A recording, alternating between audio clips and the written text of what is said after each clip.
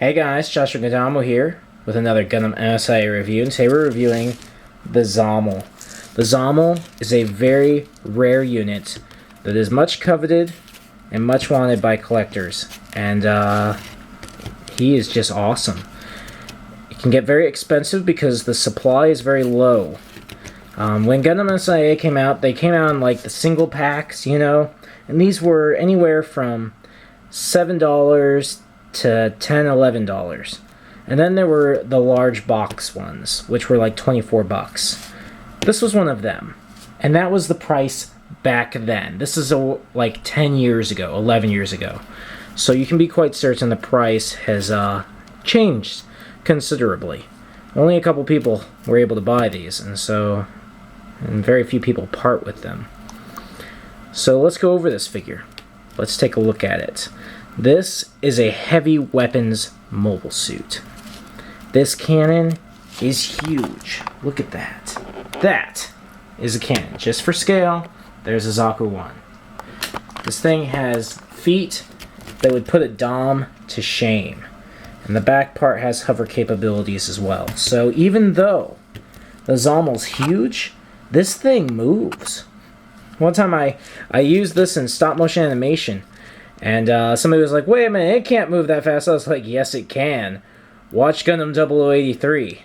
The Xamel moves fast. This thing, his weight does not slow him down.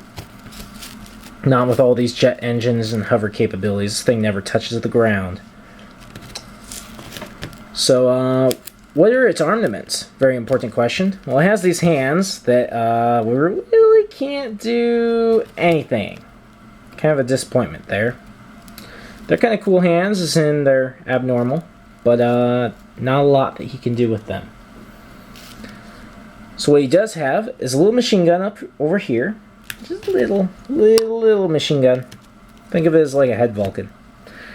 Has a missile pod up here, which you might think isn't that good, but I've played with this unit in Gundam Crossfire for the PS3. Those missiles pack a wallop. And then, of course, the Grand Cannon. This thing took out a base commander facility in one shot. One direct hit blew up an entire base command center, which that is actually what this is. This is a prop for Gundam Father of Peace, Episode 1. This is the base commander facility, the base command station, whatever. And no, we aren't going to kill it with a Xamel because it's been done, but well, good things are coming, let's just say that. It has a kind of a guard here. That's something you want to check for when you're looking for this guy used. Make sure this guard is here because it can come off pretty easily. And you don't want to buy one without it. I mean, you can. You might settle for that, but you wouldn't want to buy one that's 100% complete and then find out that it's not. So that guard, pretty cool. Cannon goes up like that for easy storage. It goes in here. Just a little hook here. That little hook is another part that can get lost, so you want to just, you know, check for it. I say always find sellers that do front and back pictures. You know, that way you know exactly what you're getting. Let's go over the flexibility. The shoulders can totally go up like that, which means the arms you'd think would have more flexibility, but they only kind of go out like that. But they do go 360 degrees. They turn 360 degrees. They have a very good elbow joint, at least upward wise. The hand is on a ball joint, which is kind of nice because it gives it a lot more flexibility. But with a hand like this, you can't even hold a Zaku machine gun, let alone a beam saber or anything. So, you know. It's got these little fins here and go up and down. And then, let's say he's out of ammo. Well, we need to get out of here fast. So, it lets go, and that's what the suit looks like. It also, no, doesn't really have a waist. Has some wiggle room, not a waist. But legs, pretty good range there, so you can see. Feet have good range. Good elbow joint, or knee joint, you know. But you just don't see a lot of it because, well, he's always got that big skirt and the mass, and he just kind of hovers. But even so, he's still pretty fearsome like this. Let me grab a Dom real quick and compare him.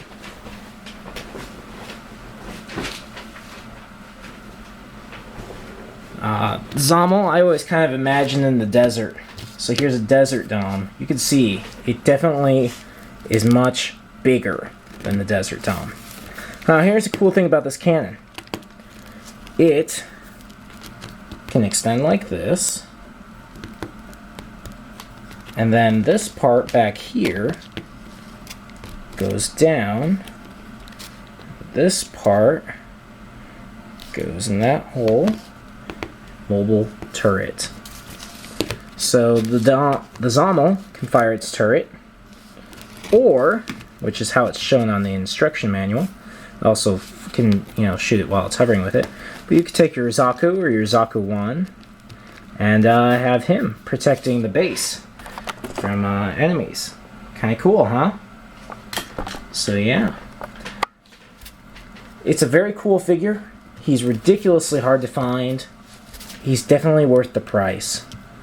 Because something like this, honestly, if the Xamel could get a shot on the Gundam would probably dodge it. But if it could hit the Gundam would be dead. This is the same cannon as the ill-fated Hildorf. If anyone's familiar with it, it's from Gundam MS Igloo, the first series, not the second one. The second one's from the Earth Federation point of view. The Hildorf looks a lot like the Xamel. So, that's been our Xamel review. Let me give you guys just a little hint. You could take those hands, and if you can find someone with hands that is made for a ball joint, you can remove these and do something like this.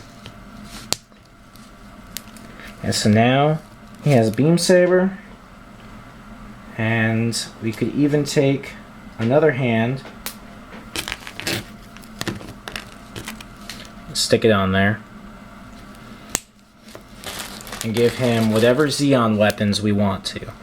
And then you make your unit even more of a threat. That's my one tip. But that's up to you guys. If you're looking for a Xamel or other rare Gundam MSIA action figures, or even some accessories to go with your MSIA or your model kits, come check out our store, Gundams R Us, your favorite arms dealer. We're on eBay, we're a power seller, we have a lot of good feedback and a lot of good products. So come check us out. And stay tuned for more reviews. Catch you guys later. Bye.